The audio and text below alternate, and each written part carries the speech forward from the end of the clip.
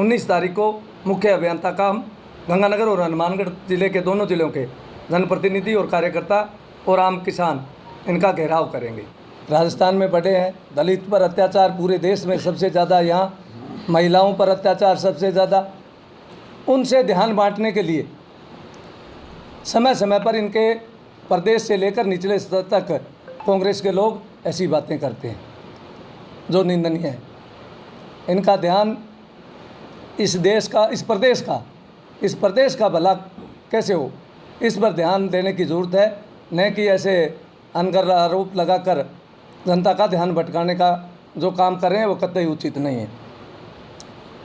आज़ादी के बाद से ही कांग्रेस धर्म के आधार पर सत्ता पर काबिज होती रही है और आज भी यही प्रयास कांग्रेस कर रही है और यही सब इनके चिंतन शिविर में हो रहा है। ये ज़िला एक सौहार्दपूर्ण ज़िला है। इस ज़िले में सभी धर्मों का आदर है, लेकिन प्रभारी मंत्री एक संवैधानिक पद पर होते हुए ऐसी मानसिकता क्यों रखते हैं, ये मेरी समझ से परे है। यह ज़िला एक स्वच्छ राजनीति के लिए जाना जाता है। हमारी विचारधाराएं भिन्न भिन्न ज़िले में भिन्न भिन्न विचारधाराओं में लोग काम करते हैं। हमारे जनप्रतिनिधि भी बने हैं और हमारे जनप्रतिनिधि काबीना मंत्री भी बने हैं और अन्य ज़िलों के प्रभारी मंत्री भी बने हैं। लेकिन जो एक मर्यादित और जो एक संवैधानिक तंत्र है उसी के अनुरूप बात करते हैं। तो मैं कहूँगा कि अगर कोई माहौल बिगाड़ने का इस ज़िले में काम कर रहा है तो वो हमारे प्रभारी मंत्री हैं, क्योंकि मैं कई महीनों से देख रहा हूँ जब भी प्रभारी मंत्री दौरे पर आते हैं तो स्थानीय समस्याओं के निराकरण की बजाय ऐसे भड़काऊ बयान देकर जाते हैं जिससे इस ज़िले में सौहार्द बिगड़ता है। कल उन्होंने नौर की घटना पर कहा, मैं तो कहूँगा नौर हो चाहे करौली हो चाहे जोधपुर हो, सभी जगह इन दंगों की साजिश और इस पर किस तरह कार्रवाई करनी है, एक को प्रोत्साहित करना और दूसरे को किस तरह प्रताड़ित करना, ये सारी स्क्रिप्ट मुख्यमंत्री कार्यालय में लिखी जाती है। स्थानीय स्तर पर प्रशासन और पुलिस के पास कुछ नहीं, सारा मुख्यमंत्री कार्यालय से तय होता है। और यही नौर की घटना में हुआ। जब नौर की घटना में हमने भारतीय जनता पार्टी के हमारे जनप्रतिनिधि सब लोगों ने ये प्रयास किया कि किसी प्रकार कोई वातावरण दूषित नहीं हो, सब लोग मिलकर शांति का हम प्रयास करें, और प्रशासन और पुलिस भी चाहती थी।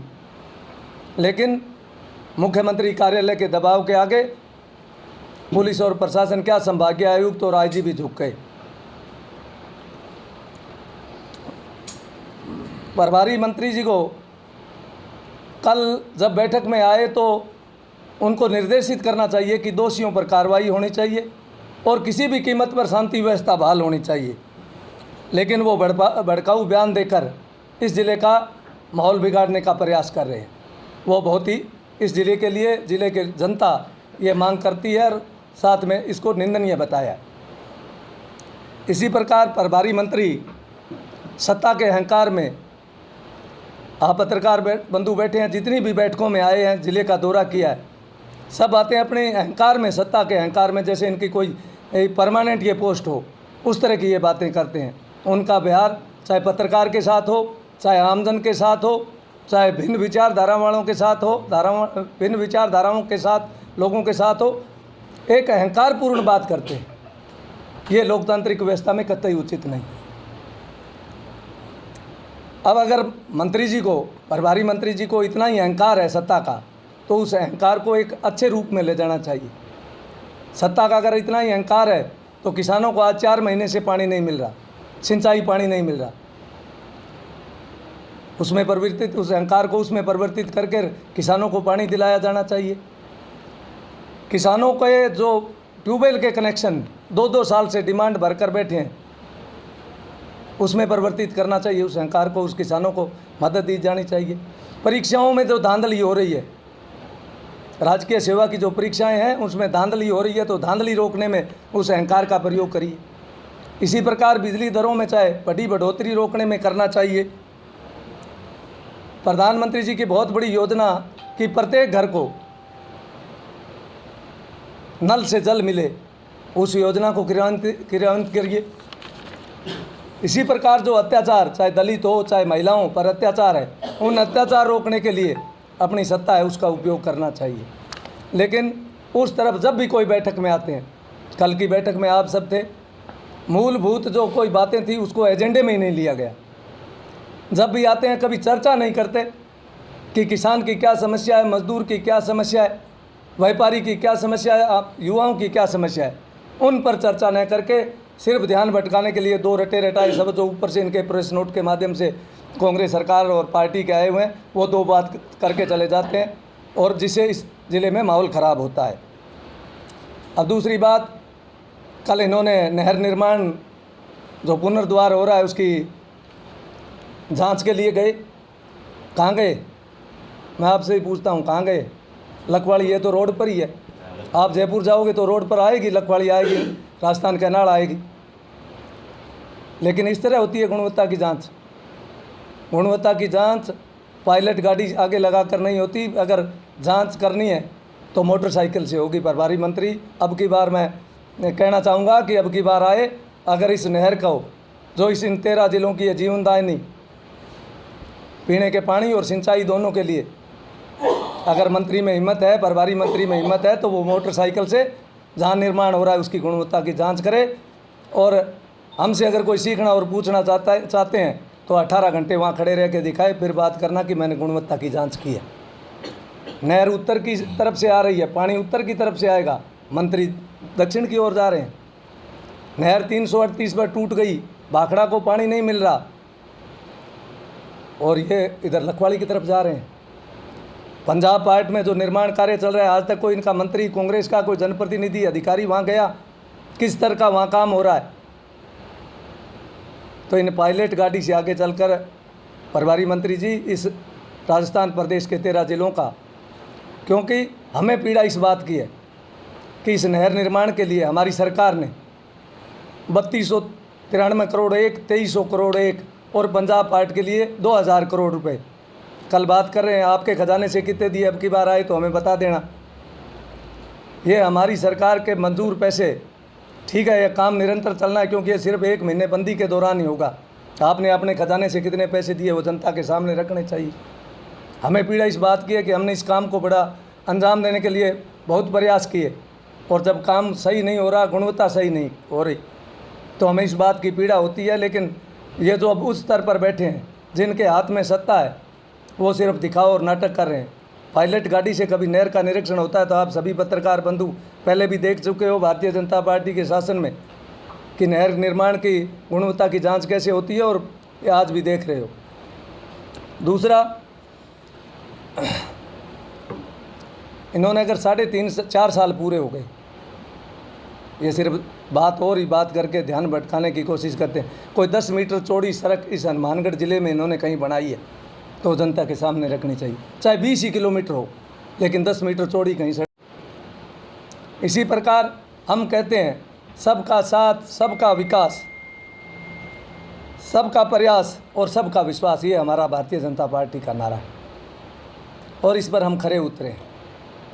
इसका मैं एक आपके छोटे से उदाहरण से ही बात कहूँगा कि हमारे इस नज़दीक हनुमानगढ़ के 2 अल्पसंख्यक के बड़े गांव हैं, और मंत्री जी को आपके माध्यम से चुनौती देता हूं कि हमने 5 साल में उन 2 गाँवों में शिक्षा, चिकित्सा, पानी, बिजली और नहरी तंत्र जो हमने 5 साल में खर्च किया, अगर उसका 10% भी किया है तो वो रिकॉर्ड लेकर सामने आ जाए।